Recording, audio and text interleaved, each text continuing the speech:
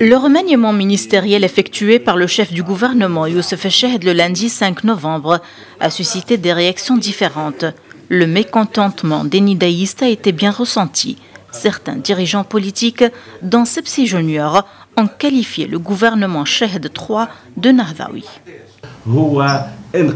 Ce remaniement ministériel est une trahison, c'est un coup constitutionnel. L'image de l'isolement du président de la République est identique à celle de 1987. Dans l'ancienne constitution, le président de la République est isolé définitivement, tandis qu'aujourd'hui, le président est isolé constitutionnellement. Le mouvement de Nahda a procédé à un coup constitutionnel par le biais de Youssef Chahed. Le parti Nahda respecte les résultats des élections et la preuve que Chahed, qui est nidaïste, est toujours à la tête de ce gouvernement. Même les ministres de Nidé sont toujours au gouvernement et n'ont pas été changés.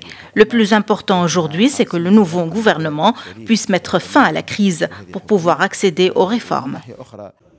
L'autre réaction dont on peut prévoir les retombées est celle de Saïda Garache, porte-parole officielle de la présidence de la République, affirmant que Béji Qaïd Essebsi refuse la démarche adoptée par le chef du gouvernement Youssef Chahed pour le remaniement ministériel, ainsi que la précipitation et la politique du fait accompli.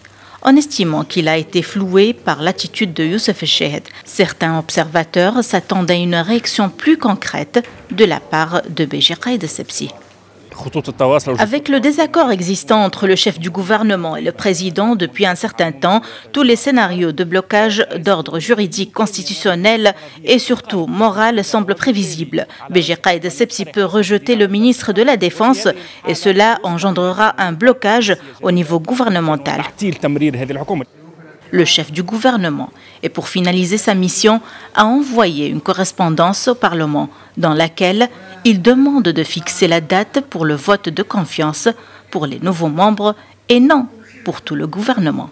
Ce remaniement ministériel attendu depuis des mois mettra-t-il fin à une crise politique actuelle qui secoue le pays ou bien est-ce un nouveau problème qui enflammerait de plus l'atmosphère entre la présidence et le gouvernement?